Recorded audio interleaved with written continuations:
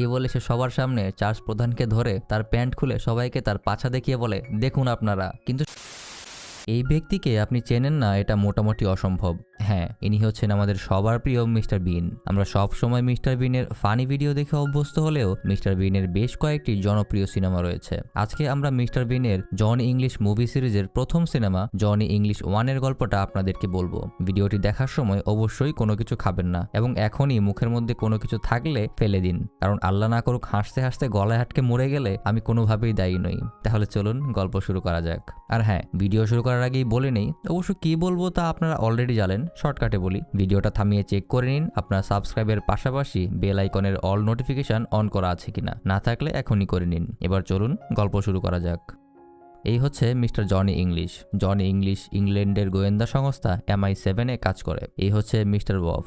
বফ Johnny ইংলিশের assistant. এই হচ্ছে এজেন্ট 1। এজেন্ট 1 MI7 এর সবচেয়ে বুদ্ধিমান গোয়েন্দা। পুরো গোয়েন্দা বিভাগে তার অনেক সুনাম। জনি ইংলিশ সবসময় অবাক হয়ে এজেন্ট 1 এর দিকে তাকিয়ে থাকে। সে স্বপ্ন দেখে সেও এক সময় এজেন্ট 1 এর মতো হবে। এখন এজেন্ট 1 তার নেক্সট মিশনে যাবার জন্য জনির কাছে মিশনের কাগজপত্র চাইতে এসেছে। জনি ইংলিশ তাকে কাগজপত্র দিয়ে বলে, স্যার, এই যে আপনার ডকুমেন্টস, আপনাকে কিছুই পড়তে হবে না, আমি নিজেই সব চেক করে দিয়েছি, সব ঠিক আছে। কিন্তু আসলে সে কিছুই চেক করেনি। এজেন্ট 1 এর সামনে একটু ভাব নেওয়ার জন্য সে কথা বলেছে। এখন এই ভুলভাল কাগজপত্র নিয়ে মিশনে গিয়ে এজেন্ট 1 ধরা খেয়ে সাবমেরিনের সাগরের নিচে আটকে মারা যায়। এজেন্ট 1 এর মৃত্যুর শোকে পুরো গোয়েন্দা ডিপার্টমেন্ট আহত। কিন্তু জন ইংলিশের ভাব নেওয়ার কারণে যে এজেন্ট 1 মারা গিয়েছে এটা আবার কেউ জানে না। যাই হোক, MI7 এর সকল গোয়েন্দা এজেন্ট 1 এর শেষকৃত্য অনুষ্ঠানে এসেছে। এই অনুষ্ঠানের সিকিউরিটির দায়িত্বও দেওয়া হয়েছে জন ইংলিশকে।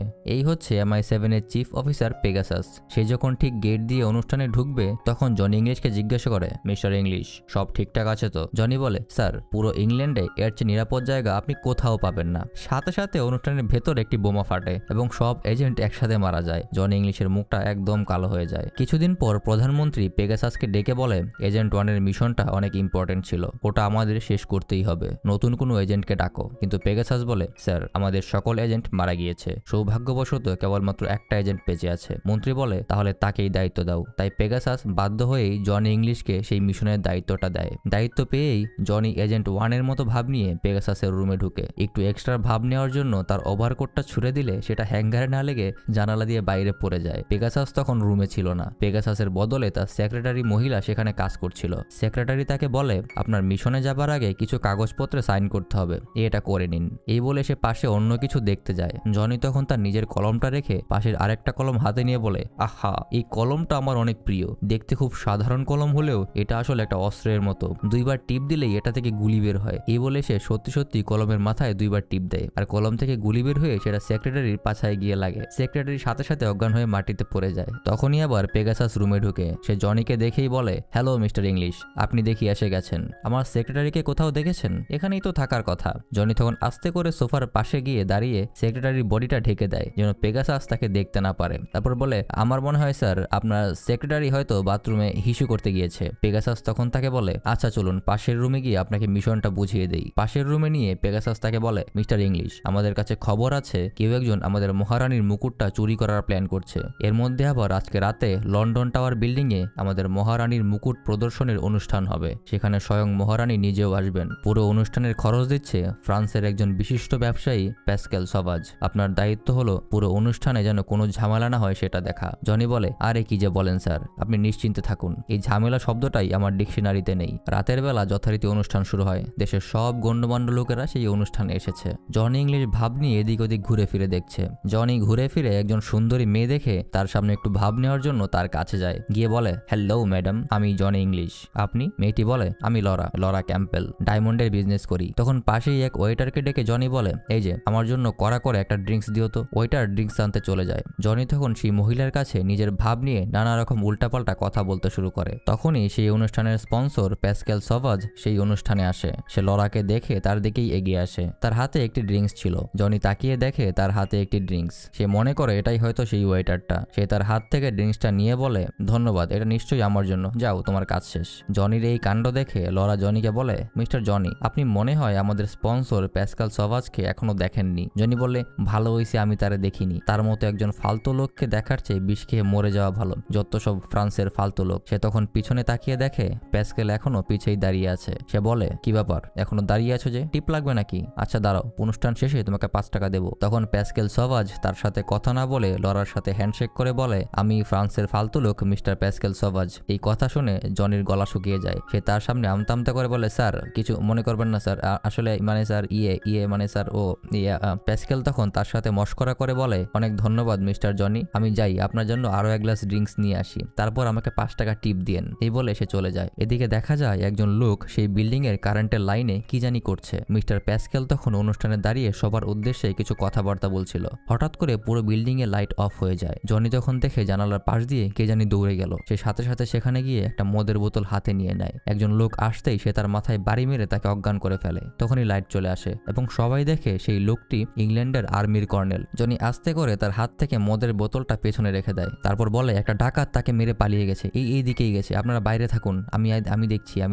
এই বলে সে ভেতরে যায়। তারপর আজাইরা কিছু ভুংবাং অ্যাক্টিং শুরু করে। সে জোরে জোরে বলতে থাকে আমি তোকে ভয় পাই না, আজ তোকে মেরেই ফেলবো শয়তান, তোর কাছে বন্দুক আছে তো কি হয়েছে? বাইরের মানুষ মনে করে ভেতরে হয়তো ইংলিশ বিশাল মারামারি করছে, আসলে সে ভিতরে একা একাই অ্যাক্টিং করছিল। এভাবে কিছুক্ষণ চলার পরে সে পাশ থেকে একটু টমেটো সস নিয়ে নিজের মুখে লাগিয়ে বের হয়ে বলে ব্যাটাকে অজ্ঞান করে রেখে এসেছি, কেউ ভেতরে যাবেন না। সবাই তাকে বাহবা দিতে থাকে। তখন সে বলে মহারানী এখনো আসেনি, মহারানী আসার আগ পর্যন্ত আমরা সকলে তার মুকুটের সৌন্দর্য উপভোগ করতে পারি। এই বলে সে মুকুটের কভারটি খুলে দেখে ভেতরে মুকুট নেই, মুকুট চুরি হয়ে গেছে। পরদিনই পেগাসাস জনি ইংলিশকে অফিসে ডেকে বলে সেই মুকুটটা আমাদের দেশের সম্মান, দেশের মহারানীর মুকুট, যেভাবেই হোক মুকুটটা খুঁজে বের করতেই হবে, এটা আমাদের মহারানীর সম্মানের প্রশ্ন। তুমি নাকি ভেতরে কোনো এক ডাকাতের সাথে লড়াই করেছো, অনুষ্ঠানের পর কোনো মানুষের চিহ্নই তো সেখানে পাওয়া যায়নি। যাই হোক, যেহেতু কেবলমাত্র তুমিই তাকে দেখেছো, তাকে খুঁজে বের করার জন্য আমাদের ছবি বানাতে হবে। আমি একজন ভালো চিত্রশিল্পী ডাকছি, তুমি তার চেহারার বর্ণনা দাও। একটু পরপরই একজন ডিজিটাল চিত্রশিল্পী সেখানে আসে। জনি তার মন মতো বানিয়ে বর্ণনা দিতে থাকে। তার উল্টাপাল্টা কিছু ভুলভাল বর্ণনা শুনে সেই শিল্পী যে ছবি বানায় তা শেষ পর্যন্ত এমন হয়। এটা দেখে পেগাসাস কিছুটা অবাক হয়। তারপর বলে আচ্ছা ঠিক আছে, এখন তুমি কাজে লেগে পড়ো। প্রথমে বফকে নিয়ে পুরো হোটেলটাতে একটা ভালো মতো ইনভেস্টিগেশন করে ফেলো। জনি বফকে নিয়ে তার অফিসিয়াল গাড়িতে করে আবার সেই হোটেলে যায়। সে হোটেলের সামনে গিয়েই নো পার্কিং লেখা জায়গায় তার গাড়ি রেখে ভেতরে চলে যায়। গিয়ে এসে সবার কাছে ভাষণ দিয়ে বলতে শুরু করে আপনারা নিশ্চয়ই ভাবছেন সেই চোর এত সিকিউরিটি থাকা জায়গায় কিভাবে আসলো। এই রুমের সব জায়গায় সবাই দেখুন, কারণ চোর আর যাই হোক মাটিতে গর্ত করে ভেতরে আসেনি, এটা আমি নিশ্চিত করে বলতে পারি। তখনই সে দেখে তার পেছনে বিশাল বড় একটি গর্ত এবং সে প্রায় গর্তে পড়েই যাচ্ছিল। বফ তাকে ধরে ফেলে। তারপর সে বফকে গর্তে নামিয়ে দেয়। উপর থেকে সে বফকে জিজ্ঞাসা করে নিচে কি আছে বফ? বফ বলে স্যার নিচে অনেক অন্ধকার, ভালো মতো দেখা যায় না, আমার মনে হয় আমি একটু আটকে যাব। জনি বলে আরে আমার কথা মানো, তুমি যদি চলতে থাকো তাহলে কখনোই আটকাবা না, থেমে গেলেই তুমি আটকে যাবা। একটু পর বফ বলে চলতেছিলাম স্যার, তাও আটকে গেছি। তখন জনি নিজেই ভেতরে নেমে যায় এবং সে ভেতরে গিয়ে একদম বফের ঘাড়ের উপরে পড়ে। তারা একদম গর্তের নিচে পড়ে যায়। গর্তের নিচে একটু সুড়ঙ্গ দেখে তারা হাঁটতে শুরু করে। সুড়ঙ্গের শেষ মাথায় গিয়ে তারা একটি রুমের মধ্যে পৌঁছে যায়। রুমের ভিতরে উকি দিয়েই দেখে দুজন লোক সেই মুকুট আরো কিছু মূল্যবান জিনিসপত্র সেখান থেকে একটা কফিনের গাড়িতে ঢুকাচ্ছে। সাথে সাথে জনি এবং বফ দুজনই বন্দুক হাতে তাদের বলে কি অবস্থা ভদ্র মানুষেরা, কেমন আছো? এই যে এই বন্দুকের গুলি কত পাওয়ারফুল জানো? এই কথা বলা মাত্রই তার বন্দুক থেকে ম্যাগাজিনটা বের হয়ে পড়ে যায়। সাথে সাথে সেই দুজন তাদের দিকে কয়েকটি গুলি করে তাদের গাড়ি নিয়ে সেখান থেকে পালিয়ে যায়। জনি এবং বফ তাদের পেছন পেছন দৌড়াতে শুরু করে। তখন আবার লরাকেও একটি বাইক নিয়ে তাদের পিছু করতে দেখা যায়। জনি সামনে গিয়ে দেখে তাদের গাড়িটি নো পার্কিং এ রাখার কারণে সেটি পুলিশ তাদের ট্রাকে করে তুলে নিয়ে যাচ্ছে। তখন তারা সেই পুলিশের ট্রাকটি চুরি করে তাদের পিছু করতে থাকে। একটু পর জনি বফকে বলে ট্রাক নিয়ে তাদেরকে ধরা যাবে না, আমি পেছনের গাড়িটাতে যাচ্ছি, তুমি জায়গা মতো আমাকে নামিয়ে দিও। জনি গিয়ে গাড়িতে উঠে বফকে বলে এখন আমাকে নামিয়ে দাও বফ। বফ তার কথা মতো নামিয়ে দেয়, কিন্তু নামার পর জনি দেখে সে আরেকটি ট্রাকের উপর এসে পড়েছে। সে তাড়াতাড়ি সেখান থেকে নেমে একই রকম দেখতে আরেকটি গাড়ির পিছু করতে শুরু করে দেয়। জনি সেই গাড়িটিকে ফলো করে একটি কবরস্থানে চলে যায়। কবরস্থানে গিয়ে দেখে অনেকে মিলে একটি কফিন দাফনের চেষ্টা করছে। জনি সেখানে গিয়ে বলতে শুরু করে হা হা হা, তোমরা কি ভাবছো আমার চোখ তোমরা ফাঁকি দিতে পারবে? এই কফিনের ভেতরে কি আছে আমি জানি না, আমি সব জানি, আমি তোমাদের সবাইকে অ্যারেস্ট করলাম। তখনই সেখানে বফ চলে আসে। বফ বুঝতে পারে যে জনি আসলে ভুল করছে, তাই সে বলতে শুরু করে এই দুষ্ট ছেলে তুমি পালিয়ে এসেছো, আপনারা কিছু মনে করবেন না, উনি আসলে একজন মানসিক রোগী, হাসপাতাল থেকে পালিয়ে এসেছে। বফের কথা শুনে জনিও বুঝে যায় যে জনি আসলে ভুল পার্টির কাছে এসে পড়েছে। তখন সে বলে বফ জন ইংলিশকে আস্তে করে নিয়ে সেখান থেকে কেটে পড়ে। এদিকে দেখা যায় প্যাসকেল সবাজ রানীর মুকুট হাতে সেই দুজন চোরকে বলছে, কত বছর আমি অপেক্ষা করেছি এটার জন্য। 200 বছর আগে, আমার 5 বংশ আগেই আমাদের বংশের কাছে ইংল্যান্ডের রাজ সিংহাসন পাওয়ার কথা ছিল, কিন্তু আমাদেরকে ধোকা দেওয়া হয়েছিল। এখন আমি আমার প্রতিশোধ নেব, আমিই হব ইংল্যান্ডের রাজা। তখন সেই দুজন চোর বলে, কিন্তু তার জন্য তো আপনার চার্চের প্রধানের হাতে নিজের মাথায় মুকুটটা পরিয়ে নিতে হবে এবং মহারানীও নিচে থেকে ক্ষমতা লিখে দিতে হবে। প্যাসকেল বলে, চার্চ প্রধানের ব্যবস্থাটা করে ফেলেছি, মহারানীরটা পরে দেখা যাবে। তখনই দেখা যায় প্যাসকেল চার্চের প্রধানের চেহারার মতো হুবহু একটা রাবারের মুখোশ বানাচ্ছে, যেটা পরে যে কেউই চার্চের প্রধানের মতো দেখতে হয়ে যেতে পারে। চোরের আবার প্রশ্ন করে, স্যার আমাদের পিছনে তো মিস্টার ইংলিশ লেগেই আছে, তার ব্যাপারে কি করবেন? তখন প্যাসকেল বলে, মিস্টার ইংলিশ একটা আস্ত ছাগল, দাঁড়াও তোমাদেরকে তার একটা সিডি দেখাই। তারপর সে একটা সিডি প্লে করে, যেখানে দেখা যায় জনি বাচ্চাদের মতো একটা প্লাস্টিকের হাঁসের সাথে মারামারি প্র্যাকটিস করছে। চোরেরা বলে, স্যার সে যতই বোকা হোক কিন্তু বারবার ঝামেলা তো করে। তখন প্যাসকেল বলে, তাহলে পরের বার ঝামেলা করলে তাকে একবারেই মেরে ফেলবে। এদিকে পেগাসাস, বফ এবং জনি মিলে তাদের অফিসে সেই দুজন চোরের জীবন বৃত্তান্ত অ্যানালাইসিস করতে থাকে। তারা দেখে এই দুজন চোর আগে প্যাসকেল সবাজের হয়েই কাজ করত। তখন জনি বলে, স্যার আমার মনে হয় প্যাসকেল সবাজই তাদের দিয়ে এই কাজ করিয়েছে। কিন্তু পেগাসাস বলে, দেখো জনি, মিস্টার সবাজ একজন খুবই গুণী ব্যবসায়ী। দুজন চোর তার জন্য আগে কাজ করতো, এর মানে এই না যে প্যাসকেল সবাজ চুরির সাথে জড়িত। তার জন্য আরো হাজার হাজার লোক কাজ করে। সে একজন ব্যবসায়ী মানুষ, তার জন্য যে কেউই কাজ করতে পারে। তুমি তাকে বাদ দিয়ে অন্যদের ব্যাপারে ইনভেস্টিগেশন করো, তাকে কোনো কিছুতে জড়াতে যাবা না। আমি আজকেই প্যাসকেল সবাজের আয়োজন করা একটা পার্টিতে যাব। এই বলে পেগাসাস সেখান থেকে চলে যায়। পেগাসাস যাওয়ার পরই জনি বফকে বলে, বফ দ্রুত একটা প্লেন, 2টো প্যারাশুট আর 2টো স্যুট নিয়ে রেডি হও, আজকে রাতেই আমাদের কাজ আছে। এসব বলতে বলতেই সে নিচতলায় যাচ্ছিল, কিন্তু তখন হঠাৎ গাড়ির নিচে একজন অপরিচিত লোক দেখতে পেয়ে সে তাকে গুড মর্নিং বলে সামনে এগিয়ে যায়। কিছুটা এগিয়ে গিয়ে তার মনে হয়, আরে কারে গুড মর্নিং বললাম। এটা ভাবা মাত্রই পেছন থেকে সেই লোকটা বের হয়ে তাদের দিকে গুলি ছুটতে শুরু করে। দেখা যায় সেই লোকটা আসলে 2টো চোরটার একজন। তাদের মধ্যে বেশ কিছুক্ষণ গোলাগুলি হয়। তারপর চোরটার গুলি শেষ হয়ে যাওয়ায় সে গিয়ে লুকিয়ে পড়ার জন্য পালাতে শুরু করে। তখনই জনি পেছন থেকে গুলি দিতেই তার বন্দুকের নাট বল্টু খুলে সব মাটিতে পড়ে যায়। সে বফকে ইশারায় বলে উপরে যেতে, আর নিচে সে লুকিয়ে লুকিয়ে চোরটাকে খুঁজতে শুরু করে। কিছুক্ষণ খোঁজার পর বফ ওয়াকিটকি দিয়ে জনিকে বলে, স্যার উপরেই আছে, আমি তাকে দেখেছি। জনিও বলে, আমিও তাকে দেখেছি বফ, দাঁড়াও। এই বলে জনি গিয়ে এক টানে লোকটার পা ধরে তাকে মাটিতে টান দিয়ে ফেলে দেয়। কিন্তু জনি আসলে চোরকে টান না দিয়ে বফকে টান দিয়ে ফেলে দেয়। এই ফাঁকে চোর পালিয়ে যায়। গাড়িতে উঠে যাওয়ার সময় বফ বলে, স্যার সেখানে তো মাত্র একজন ছিল, তাহলে আমার পা ধরে টানটা দিল কে? আর জনি কিছুটা গলা কাশি দিয়ে বলে, আরে সেখানে 2-3 বা তারও বেশি ছিল, হয়তো আমার ভয়ে হয়তো তারা বাইরে আসতে পারেনি, বুঝেছো বফ? হা হা হা হা। এসব বলে চলতে চলতে হঠাৎ করে জনি সামনে একটা লাল বাইক দেখে গাড়ি থামিয়ে দেয় এবং বলে, সামনের বাইকটা আগেও একবার দেখেছি মনে হচ্ছে, তুমি যাও বফ, আমি একটু আসছি। এই বলে সে বাইকের সামনে রেস্টুরেন্টটাতে ঢুকে পড়ে।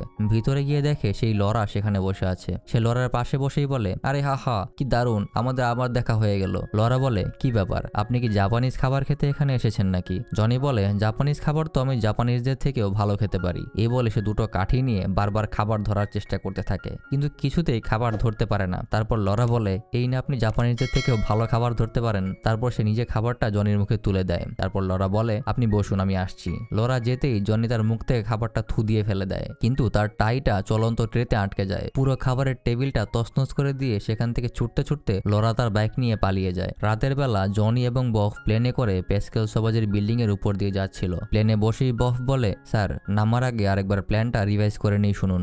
এখানে পাশাপাশি 2টা বিল্ডিং আছে, একটা সিটি হসপিটালের আর একটা সবাজের বিল্ডিং। আমি প্রথমে সবাজের বিল্ডিং এ নামবো, তারপর বিল্ডিং এর সিকিউরিটি সিস্টেম অফ করে দিয়ে আপনাকে সিগন্যাল দেব। জনি বলে, আরে রাখো তো, প্ল্যান তো আমিই করেছি, আমি সব জানি, এখন তুমি লাফ দাও তো। বফ প্লেন থেকে লাফ দিয়ে নেমে যায়। বফ নামার একটু পরই জনিও লাফ দিয়ে নামে। বফ বিল্ডিং এর ভেতরে ঢুকে সিকিউরিটি সিস্টেমটা অফ করার কাজে লেগে যায়। এদিকে জনিও বিল্ডিং এর ভেতরে ঢুকে পড়ে। জনি ভিতরে গিয়ে এক বৃদ্ধ লোককে দেখতে পায়। সে তাকে জিজ্ঞাসা করে, আপনার সাথে কি করেছে তারা? লোকটা বলে, তারা আমার বডি থেকে সামান্য রক্ত নিয়ে গেছে। জনি বলে, হাই হাই, কদিন পর আপনার কিডনি, চোখ সব খুলে নিয়ে যাবে, চলুন আমার সাথে, আমি আপনাকে বাঁচাবো। লোকটি তার সাথে যায়। তারপর জনি এক এক করে সামনে যাকেই পায় তাকেই বন্দুক দেখিয়ে একটি রুমে নিয়ে যায় এবং বলে, তোমাদের সবাইকে আমি চিনি, মরতে না চাইলে বলো তোমাদের মালিক সবাজ কোথায় আছে। একজন লোক তখন বলে, আপনি আসলে কি চান? জনি বলে, আমি শেষবারের মতো বলছি, বলো প্যাসকেল সবাজের অফিসটা কোথায়? তখন সেখানে সবাই ডান দিকে তাকায়। দেখা যায় পাশেই প্যাসকেল সবাজের বিল্ডিং এবং সেই বিল্ডিং থেকে বফ তার দিকে তাকিয়ে আছে। জনি বুঝতে পারে সে আসলে সবাজের বিল্ডিং এ না নেমে ভুল করে সিটি হসপিটালের বিল্ডিং এ নেমে পড়েছে। তখন সে সামনের ডাক্তারদেরকে বলে, আমি একজন এজেন্ট, আমি আপনাদের সাহস চেক করতে এসেছিলাম।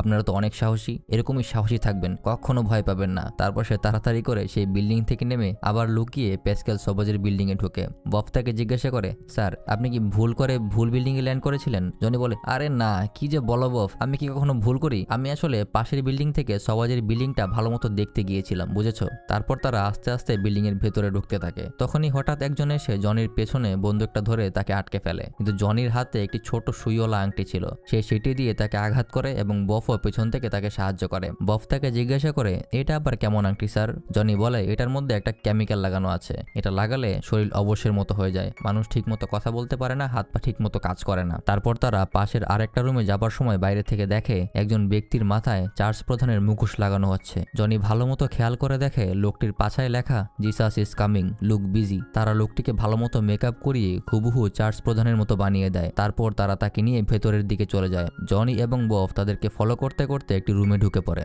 সেখানে হঠাৎ করে জনির সাথে ধাক্কা লেগে একটি সিডি চালু হয়ে যায়। সিডিটিতে দেখা যায় প্যাসকেল সভাজ বলছে মহারানীকে সরিয়ে দিয়ে প্যাসকেল সভাজই হবে ইংল্যান্ডের নতুন রাজা। তখনই কেউ আসছে শব্দ শুনে জনি এবং বফ লুকিয়ে পড়ে। দেখা যায় সেই চোরটি এসেছে। জনি পেছন থেকে তার দিকে বন্দুক ধরে বলে, এখন আমি যা যা জিজ্ঞেস করবো তার ঠিক ঠিক উত্তর দিবি। চোরটা বলে, আমি কিছুই বলবো না। তখন জনি তার অন্য হাতের আরেকটি সুইওয়ালা আংটি দেখিয়ে বলে, এইটা হইলো সত্য কথা বলানোর ওষুধ, এটা লাগাইলে সবই সত্যি বলবি। এই বলে সে তার হাতে একটা গুঁতো দেয়। তারপর সে জিজ্ঞাসা করে, এখন বল সবাজের আসল প্ল্যান কি? চোরটা বলে,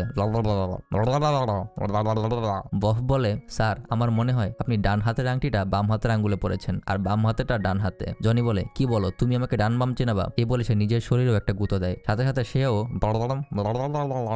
এরকম করতে করতে মাটিতে শুয়ে পড়ে। তখনই অন্য দুজন রুমে এসে বফ এবং জনিকে আটকে ফেলে, কিন্তু সৌভাগ্যবশত লরাও সেখানে এসে সেই দুজনের মাথায় বাড়ি দিয়ে তাদেরকে অজ্ঞান করে ফেলে। লরা এবং বফ মিলে জনিকে টেনে নিয়ে সেখান থেকে বের হতে থাকে। সেখানে লরাকে বফ বলে, আমি একজন স্পেশাল এজেন্ট, তবে ফ্রান্সের। অনেকদিন ধরেই আমি প্যাসকেল সোবাজের উপর নজর রাখছিলাম। তখনই জনি কিছুটা ঠিক হয়ে যায় এবং সে উঠেই বলতে শুরু করে, পেগাসাসকে এখনই বলতে হবে, পেগাসাসকে সব জানাতেই হবে। বলেই সে আগে আগে যেতে শুরু করে। যে সামনে থেকে প্রথম চোরটি বন্দুক নিয়ে তাদেরকে আবার আটকে ফেলে এবং বলে, আমাকে তোমরা কি করেছিলে বলো তো? এখনো ব্যথা হচ্ছে। বফ বুঝে যায় এই লোকটাকে জনি প্রথমে ভুল করে সত্যি কথা বলার ওষুধ লাগিয়ে দিয়েছিল। বফ তাকে জিজ্ঞাসা করে এখান থেকে কিভাবে বের হবো। লোকটি বলে, এখান থেকে সামনে গিয়ে ডানে যাবে, তারপর বামে গিয়ে দরজা। এটা বলার পরপরই বফ তার মাথায় আঘাত করে তাকে আবার অজ্ঞান করে দিয়ে সেখান থেকে চলে যায়। বফ বলে, স্যার আপনি এই অবস্থায় সবাজের পার্টিতে গেলে বিপদে পড়বেন। জনি বলে, সে ওষুধের টাইম শেষ, আমি এখন ঠিক আছি, আমাকে নিয়ে তোমার ডাউট করতে হবে না। এই বলে সে সত্যি সত্যি পার্টিতে ঢুকে পড়ে। সেখানে ঢুকে পড়ার পরপরই প্যাসকেল জনিকে দেখতে পায়। সে সাথে সাথে গিয়ে পেগাসাসকে বলে, তোমার জুনিয়র অফিসার আমার পার্টিটাকে নষ্ট করতে এসেছে, তুমি এখনই কিছু করো। পেগাসাস সাথে সাথে জনির কাছে যায় এবং তাকে আলাদা করে নিয়ে গিয়ে বলে, তোমাকে আমি সকালেই বললাম তুমি সবাজের থেকে দূরে থাকবে, লিস্ট থেকেও তার নামটা সরিয়ে দেবে, আর তুমি আজকেই তার পার্টিতে এসে তার লোকদের মারা শুরু করেছো। তোমাকে আমি এই কেস থেকে বরখাস্ত করলাম, তুমি 3 মাসের জন্য সাসপেন্ড। জনির খুব মন খারাপ হয়ে যায়। সে বাসায় গিয়ে মন খারাপ করে বসে থাকে। এদিকে প্যাসকেল সবাজ ফোন করে তার লোকদেরকে বলে, আগের প্ল্যান ক্যান্সেল, নকল চার্জ প্রধানের মুখোশটা পরিয়ে ফেলো, আমি এখন আসল চার্জ প্রধানকে দিয়েই কাজ করাবো। এখন মহারানীর কাছ থেকে সিগনেচারটা আনার ব্যবস্থা করতে হবে। সেদিন রাতেই সেই মুখোশটা পরিয়ে ফেলা হয় এবং মহারানীর পুরো বাড়ি প্যাসকেল সবাজের লোকেরা ঘিরে ফেলে এবং তাকে বন্দুকের ভয় দেখিয়ে একটি কাগজে সাইন করিয়ে নেয়। সেই কাগজে লেখা ছিল, আমি সিংহাসন ছেড়ে দিচ্ছি, আমার পর প্যাসকেল সবাজই হবে নতুন রাজা। পরদিনই দেশের প্রধানমন্ত্রী প্যাসকেল সবাজকে ডেকে তাকে বলে, আমাদের মহারানীকে খুঁজে পাওয়া যাচ্ছে না, তবে একটি লেখা চিঠি সে ফেলে গেছে, যেখানে সে তোমাকে নেক্সট রাজা করতে চায় লেখা। প্যাসকেল সবাজ বলে, কি বলেন আপনি,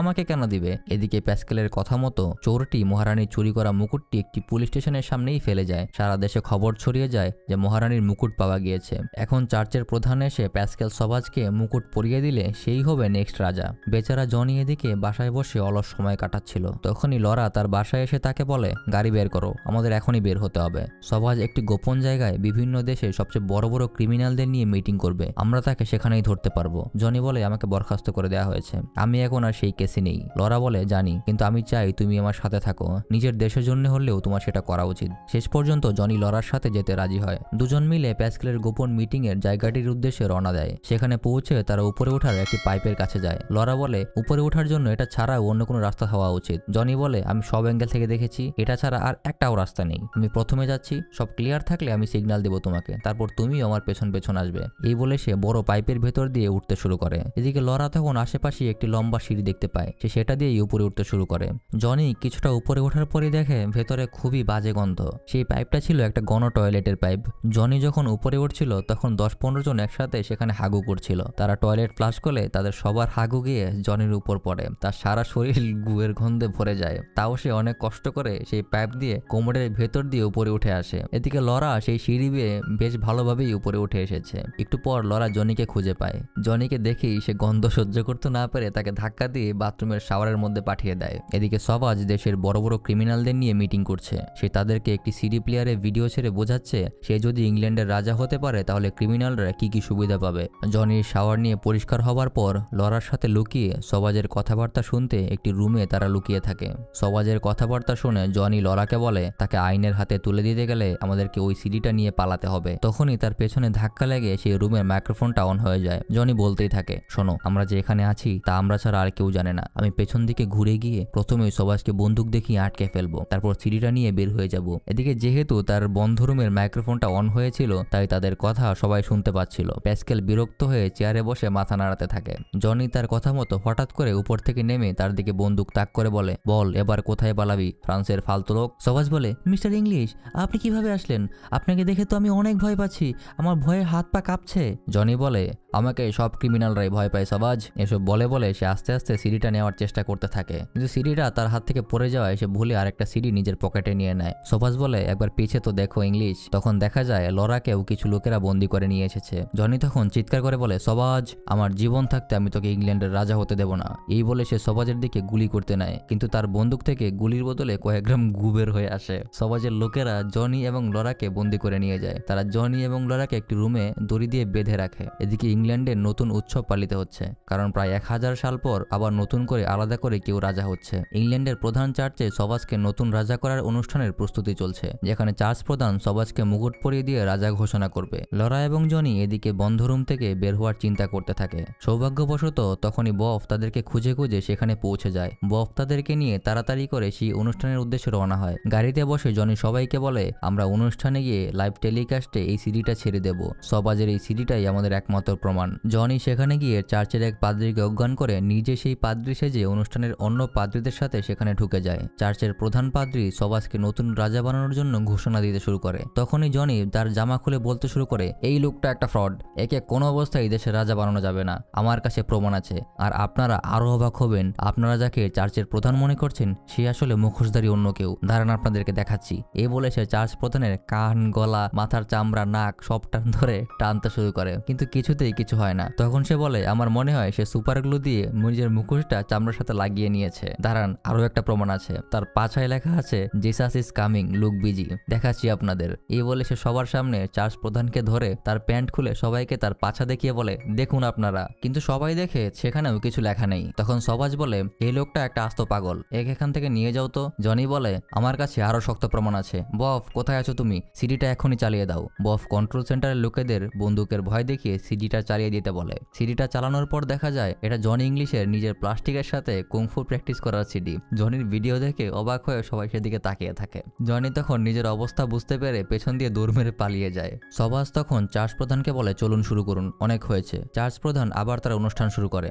যখন চার্চের প্রধান সবাজকে মুকুটটা পরাতে যাবে তখনই কোথা থেকে জনি টার্জানের মতো একটি দড়ি ধরে ঝুলতে ঝুলতে এসে থাবা দিয়ে সেই মুকুটটা নিয়ে যায় এবং দড়ি ধরে ঝুলতেই থাকে। সবাজ তখন পাগলের মতো চিৎকার শুরু করে, কারণ চার্চ প্রধানের এই মুকুটটা পরিয়ে দিলেই সে হয়ে যাবে দেশের রাজা। সবাজ তখন তার বন্দুক নিয়ে জনির দিকে উল্টাপাল্টা গুলি ছুটতে থাকে। একটা গুলি লেগে জনির হাত থেকে মুকুটটা একজন পাদ্রীর হাতে গিয়ে পড়ে। সবাজ তখন তাড়াতাড়ি সিংহাসনে বসে এবং দ্রুত তাকে মুকুটটা পরিয়ে দিতে বলে। চার্চ প্রধান তখন তাড়াতাড়ি করে সবাজকে মুকুটটা পরিয়ে দিতেই যাবে, তখনই জনি দড়ি ছেড়ে দিয়ে সবাজের ঘাড়ের উপরে এসে পড়ে এবং সবাজ উল্টে নিচে পড়ে যায়, কিন্তু মুকুটটা গিয়ে লাগে জনির মাথায়। নিয়ম অনুযায়ী জনি হয়ে যায় দেশের রাজা। দেশের সবাই অবাক হয়ে তাকিয়ে থাকে। জনি কিছুক্ষণ অবাক হয়ে থেকে যখন বুঝতে পারে সে এখন নতুন রাজা, সে সাথে সাথে বলে, বন্দি করো সবাজকে। সাথে সাথে আর্মির লোকেরা সবাজকে ধরে নিয়ে যায় এবং নিয়ম অনুযায়ী দেশের সবাই নতুন রাজা উপলক্ষে খুশিতে গান গাইতে শুরু করে। কিছুদিন পর জনি মহারানীকে খুঁজে বের করে এবং তার সিংহাসন তাকেই ফিরিয়ে দেয়। জনিকে অনেক পুরস্কার দেওয়া হয় তার এই সাহসী কাজের জন্য।